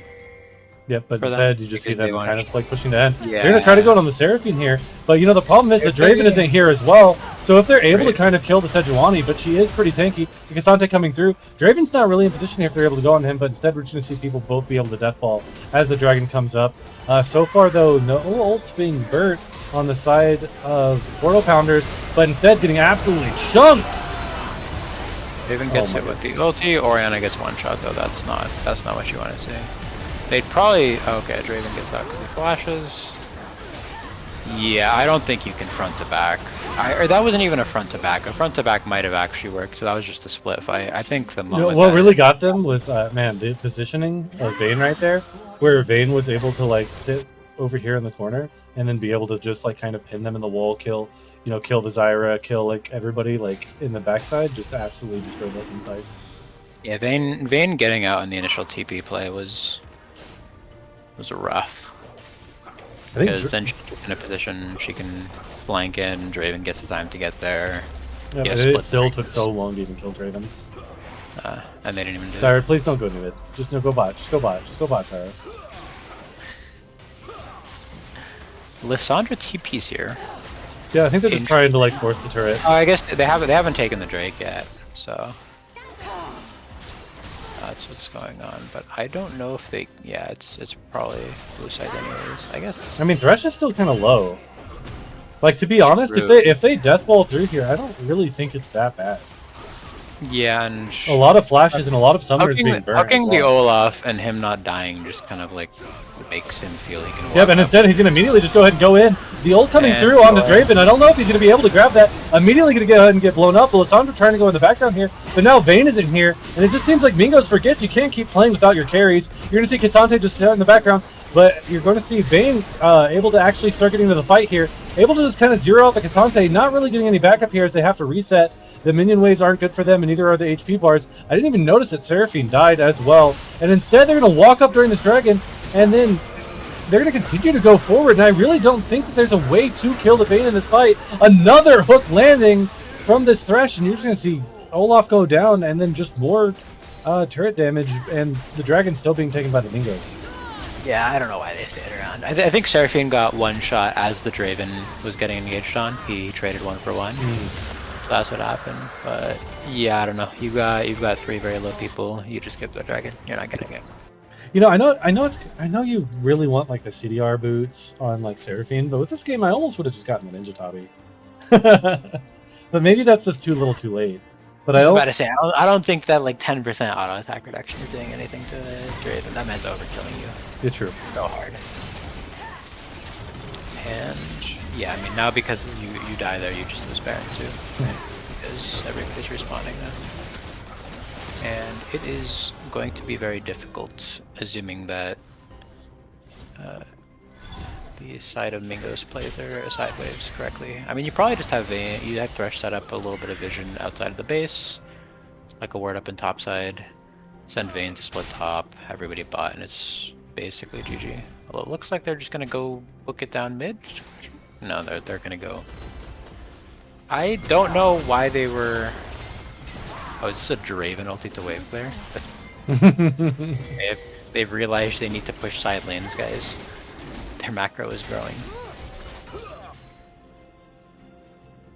I think the macro grows once you're also just like, all right, we're done fighting. Let's get out of this game. Yeah, like So alright, we need to pay attention to the minimap, my guy. Well, I don't know about all that. I think Mingos are just looking to be like, all right, we got Baron, we got that dragon, we've been winning so many fights, 30 minutes in. Let's bring it to a close. But you know, part of the problem is the mindset of bringing it to a close can get rather aggressive. Yeah, they are doing what they should there though, sending Vayne to split. And then We're going to see Cassante immediately flash over onto the Draven. Uses ult, but there's not too much damage coming through. But we're going to see an amazing Seraphine ult as the Olaf gets to the back. Vayne's still just taking the turret here, so we should see Sejuani go down as well. She's trying to queue over the wall, not quite able to do that. Vayne actually a little bit too far out. I do think GoPM has the position to go ahead and just immediately ult. It should be a pretty good chunk with the Zyra root following. And like instead, all they really get out of that is a single turret. To be honest, I don't know if it's. I guess that's a very big bounty on the Vayne, actually. I was not expecting it to be that big. I was gonna say, I almost feel like you want to save your flash as Ori for like an objective-based team fight. But, you get 900 gold out of it. You're like 7,000 behind, so it might be worth it for you. Oh yeah, I can see that for sure. Especially with the potential Void Staff coming out soon. Looking for the best one-shot potential she possibly can find. I wouldn't even be surprised if we see something like a Rabadon's being attempted to come through as a last item. But that's going to be rather rough with the current game state. Whatever happened to Crypt? Crippling, they just keep giga nerfing it, and then now it's just like just do more damage, which it's kind of unfortunate because it does seem like it's hard to balance because like it's like the times that it's good, you know, I feel like you grab it over Void Staff, and the times that it's bad, just keep Void Staff. They're gonna be canceling the Ori back here with the ult, and then you have Thresh already almost here. The TP's coming through as well. The hook does land in time. It does not get out in time. The Lissandra's able to come through as well. You'll probably see an ult come through, but the ball couldn't come close enough. And then instead, the Goat's going to go ahead and drop, and that's another 50 seconds without Goat. But so far, with the not go through, I see it's not on cooldown, so I think Ori's ult is very weird when it comes to that. Okay. It can visually go off a lot further while technically not going off. I was about to say that thing looked like it was fully Full off, completed. yeah. I saw every bit of the particles, basically. Yep. But yeah, so far we still got 30 seconds. Olaf should not be getting close here. Draven does have GA now, which does make the next fight a lot harder. Super rough. I don't know if they can hold this. I think they lose both inhibs. They probably just. I think you have to protect the top turret. Yeah, it's just top turret. Orianna's saving grace. She's up like an item and a half. Jungle's behind half an item, but then again, tank items are cheaper. Top lane's about even, but it's Cassante, so you know. Yeah, and then one thing that actually really helped Poro Pounders here is the fact that Vayne decided to go ahead and farm even more. I think she's completing her last item now. It doesn't look like a magic resist item coming in, or I guess she didn't quite have the money. She should be pretty close with 2,200, 2,300, and the Negatron.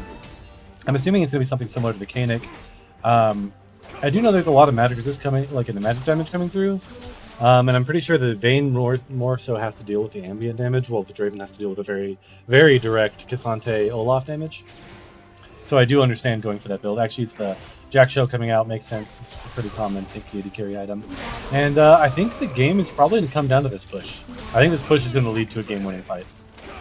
Actually, I think Portal Pounders needs a few more. Well, the death timers are pretty long, so if they have good waves, then anything is possible. We've seen T1 do this. Oh yeah. And they're going to go ahead and get a hook here onto that. And ult immediately going onto Lissandra. Lissandra's going to flash to go and get the backline. I haven't seen a Seraphine ult going through, nor the Seraphine shield. It's not going anywhere. Instead getting chunked. Jarvan gets to go ahead and kill here. Cassante's not going to be able to kill the Vayne in time. Draven just running absolute, like, insanity on the team. And we're going to see them just slowly push through because there is no way this Olaf and Ori is going to be able to kill 4 people on their own. She's actually just going to flash. This should be Goat BM going down. And this game is blowing up Mingos. Does seem to be a GG. Does seem to be a GG. Just a casual 90 kill game. Well, you know, sometimes there are 2 full build ADCs on the enemy team, and you know, there's only so much you can do about that. They did what they could. There were some good ultimates for sure on the side of Warbounders. Oh yeah. But they got stat checked. Yeah, you definitely just... I think I'm very curious in what the states of the game would have been like if there wasn't just, like, the chain dying and the Draven a little bit more jungle proximity. That's true. Yeah, because then it's a lot easier for Poro to get in that position where they can get those good ults. Yep. And who would you think gets the MVP? Well, I'm inclined to say one of the ADCs of the 2, but I also wasn't here for the first 2 games, so that's on you. I'm definitely going to probably have to go with DDS. He also is probably a big MVP deserver from his banter. So that is pretty good. Let me bring this up so I can at least put us on the intermission screen. And I will go ahead and drag that man in here. I mean, I think when there's like the gauntlet thrown down, actually, I don't know which one he is in there. I expected to see DDS in chat. I'm not sure which one he is. Can someone in Mingos tell me which one he is? like in general or somewhere? Well, we see 3 other people, so either it's the Dude, person whose name wait. is not known, He just or he it just left. left. No, it's not. I'm not. No. Also, I will throw this out there as a reminder. Um, if the game is not done being casted, don't throw any spoilers in the general chat, because I did see some GGs popping up while the game was still going. Wait, I thought I moved someone. Did I not? Well, I don't see anybody in here, so I don't think so. It says I can, but then it's not doing it. It's I how see rude. Poro streaming World of Warcraft, it seems. I actually can. Maybe that's why, because he's streaming. All right, TJ gets in here then. I bet you it'll work with him. Nope, it All right, we didn't. got the What backup the heck? ADC. Oh, do you not have permission for that or something like that? I definitely do. That's, I don't know what to tell you. Try Wait. dragging me out and into this chat. Does that work? Dragging you out. Yeah, just kick me No, somewhere else. I can't move. Oh. See, that worked, right? No, I am capable of being moved. Okay. I wonder if that's weird. I literally cannot move them. I think if he goes into the general channel, yeah, I can move him. I wonder if it's just for some reason it's not letting me drag him from like. Master Booth specifically. I think I can move him now. I think he's here. Okay. Yo, what's up? Dude, how much fun was your AD carry having? Like, just Man, absolutely we shit talking. Having Like, a blast, man. Let me tell you, that is peak physique, peak mental, prime Mingos right there. how many kills was that series? Like 200? Not enough, I would say. Not enough. Not enough. How much is enough? How much is We're enough? there never is enough. Our 80 is the most greedy, bloodthirsty, hungry killer we have in the game, and all of the other 4 members of the team get off by getting him excited. So we do what we can. Yeah, you guys definitely did not stop fighting pretty much like at any point in that game. There's like the pre-dragon fight, the pre-dragon fight, the dragon fight, the post-dragon fight, the post-dragon fight, the Yes. ooh, fuck you, that's my blue buff fight, The level 1 bush cheese Mingo special. How do you get teams to consistently just like 5v5 you at level 1? Is it we like to say that we play a 3-dimensional type of League of Legends where we invade the enemy's head before we invade Tribush at level 1. The Mingos has been a staple to our craft, and we make sure to give the fans the spectacle that we want. Going into game 2, we were very aware they were going to be in that Tribush. Did we know that our backs were going to be against the wall, that the team had the better advantage? Absolutely. Did we still walk into that bush? Absolutely. That's what we do as the Mingos. We play for the fans. We play for the victory. We were never worried. Game 2 went exactly like we thought it was, so we could sit up the home run. Game 3, get grand slam for the fans in the audience. Makes sense because it's like week 7, right? So, like, unfortunately, the arcane comp didn't work quite the way you guys wanted it to. Even though there are more arcane champions than the ones you guys have happened to choose in certain roles, you guys chose them. May have been a better optimization there, but like, I mean, it's week 7 and you just wanted all 3 games, right? Yeah. So our shoulders are really heavy from carrying this tied for number 1 spot, and we were really pissed off that we got bumped down to rank 3 in the power rankings when we deserved the number 1 spot since week 1. But we just had to have a point to prove, stick to the Mingo mentality by throwing 1 game for the fans, and then swing it home hard, just so everybody knows that when we don't fuck around, we show up and we show out. Mm-hmm. And do you believe you'll basically be able to carry this over like an extra weekend because like, you guys don't have to participate in Gauntlet, being an extremely top tier team, of course, right? So Yes, so of course you needed the extra game this week because since you can't play for another week, just gonna try to stay locked in. You guys think you're gonna be able to be locked in while just basically spectating everyone else trying to climb their way out of the Gauntlet?